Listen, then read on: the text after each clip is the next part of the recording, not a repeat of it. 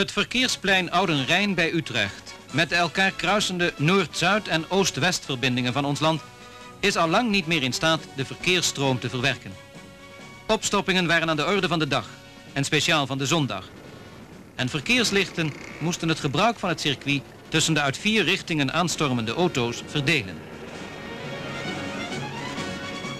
Inmiddels werd ruim om het oude plein heen begonnen met de aanleg van een nieuwe klaverbladkruising die de verkeersconcentraties in het centrum van het land beter kan verwerken. Enorme hoeveelheden grond en zand moesten verzet worden, zonder dat er gevaar mocht ontstaan voor het verkeer van en naar het oude circuit.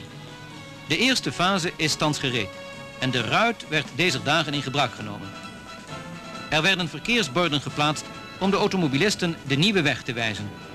Voorlopig werkt die nog volgens hetzelfde systeem als de oude rotonde en zullen verkeerslichten de toevoerwegen beurtelings vrijgeven. Maar over enkele jaren zullen de autowegen Amsterdam-Den Bosch en Den Haag-Arnhem elkaar per viaduct in het midden kruisen en zal de verkeersstroom continu kunnen zijn.